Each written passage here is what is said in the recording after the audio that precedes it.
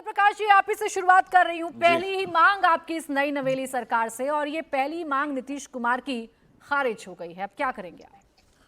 अभी सर्वदलीय बैठक सदन शुरू होने से पहले जो हुआ था उसमें हमारी पार्टी के राज्यसभा सदस्य और पार्टी के कार्यकारी अध्यक्ष श्री संजय कुमार झा जी उसमें गए थे। वहां उन्होंने एक बात कहा है कि अगर स्पेशल स्टेटस देने में कोई तकनीकी दिक्कत है, जो कि हमारी बहुत पुरानी मांग है, उसके लिए हम लगातार संघर्षरत रहे, फिर भी यदि उसमें कोई तकनीकी दिक्कत है तो स्पेशल पैकेज तो दिया ही जा सकता है।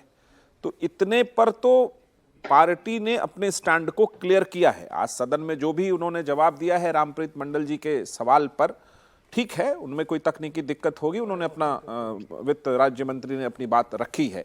लेकिन हमारी पार्टी का स्पष्ट मानना है कि बिहार से जब झारखंड अलग हुआ, सारी संपदा वहां चली गई, हमारे पास बचा 78% जो लैंड है वो फ्लडेड है, बाढ़ पीड़ित हमेशा रहता है। और इस सरकार का, जो केंद्र की सरकार है नरेंद्र मोदी जी का, हमेशा राज्यों के प्रति बहुत ध्यान रहता है कि राज्यों का विकास हो। तो वैसी स्थिति में हमें उम्मीद है कि इंफ्रास्ट्रक्चर डेवलपमेंट भी केंद्र सरकार का हमेशा एजेंडा रहा है। तो जब तक बिहार का इंफ्रास्ट्रक्चर डेवलपमेंट पूरी तरह नहीं होगा तो वो विकसित भारत बनने का सपना कैसे पूरा होगा। और मुझे पूरी उम्मीद है कि भारतीय जनता पार्टी केंद्र में जो एनडीए की सरकार है, बिहार को बजट में कुछ विशेष पैकेज जरूर देगी। अभी थोड़ा इंतजार हमें कल करना चाहिए। यानी अभी भी आपको उम्मीद है कि आपने जो मांग की है उस दिशा में सरकार कोई तो कदम उठाएगी? बिल्कुल उम्मीद है। हमने, देखिए, कभी एडामेंट एक शब्द है, हमने कभी जिद नहीं पकड़ा, लेकिन हमने अपनी बात को जिद की तरह हमेशा रखा है। इसके लिए रैली हुई, वॉक हुआ।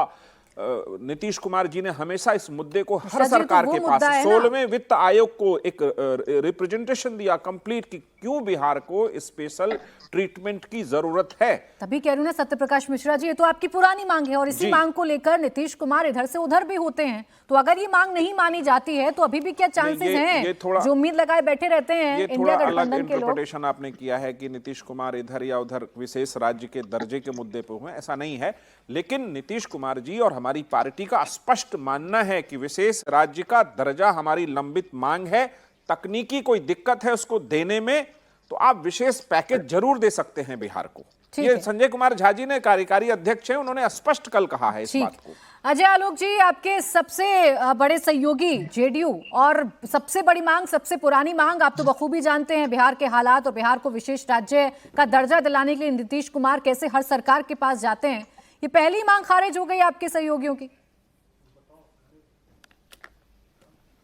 देखिए, कोई मांग खारिज नहीं हुई है, ये प्रावधान ही नहीं है, बस यही राज्य मंत्री ने बताया। मांग खारिज करना और प्रावधान नहीं है ना, दो अलग चीज़ें हैं।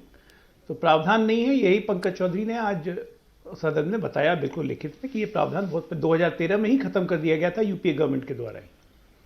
दूसरी बात कहते हैं कि बिहार जहाँ तक है वो प्रधानमंत्री जी के दिल में बसता है और बिहारी भी प्रधानमंत्री को उतना ही प्यार करते हैं। लोकसभा के नतीजे इसके स्पष्ट गवाही देते हैं। 1,25,000 करोड़ का पैकेज ऑलरेडी बिहार को 2017 में दिया जा चुका है और एडिशनल भी और देने की जरूरत है। अभी आप देखिए, बिहार में जो 3 एक्सप्रेसवे के लिए ऑलरेडी सैंक्शनिंग हो चुकी है, उसके लिए बजट में प्रावधान किया जाएगा। बिहार में एक भी एक्सप्रेसवे अभी तक नहीं है। 3 एक्सप्रेसवे बनेंगे, कितना बड़ा इंफ्रास्ट्रक्चर का काम होगा। गंगा नदी पे 4 पुल, कोसी पे 2 पुल ऑलरेडी सैंक्शन हो चुके हैं, बजट में इसका प्रावधान किया जाएगा। तो ये तमाम चीज़ जिससे हमारा ग्रोथ, बिहार का ग्रोथ स्ट्रक्चर बदल सके, वो केंद्र सरकार के दिमाग में है और उसी के हिसाब से केंद्र सरकार अपनी योजना बना रही है। देखिए प्राची जी, ये बजट जो कल आ रहा है, ये बजट बहुत मामलों में अगले 5 साल हमारा देश किस दिशा में जाएगा, इसकी एक झलक हमने इंटरिम बजट में देखी थी।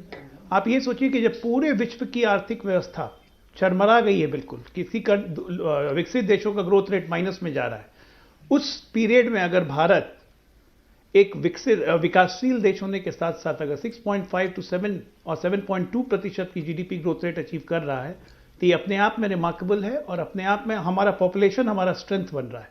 इसका सीधा रिफ्लेक्शन ये है कि हम कंजम्पशन को बढ़ावा देना चाहते हैं। उसके लिए ज़रूरी है कि हर क्षेत्रों को अलग अलग डिवाइड करें।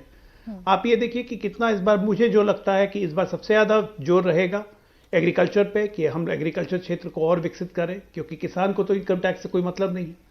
भाई किसान अपनी खेती करता है तो उसके ज़्यादा इंटरेस्ट रहेगा कि उसकी खेती की प्रोडक्टिविटी कैसे बढ़े, उसकी खेती के लिए अच्छा बाजार कैसे मिले, उसको दाम कैसे मिले। और मिडिल क्लास ऑफ कोर्स जो 9 साढ़े 9 करोड़ लोग हमारे इनकम टैक्स पे करते हैं, उनका अपना इंटरेस्ट फैक्टर है, उनके फैक्टर को भी हमें देखना है, देखिए क्योंकि इकोनॉमिक ग्रोथ इलेक्टोरली भी सर्वे हमारे लिए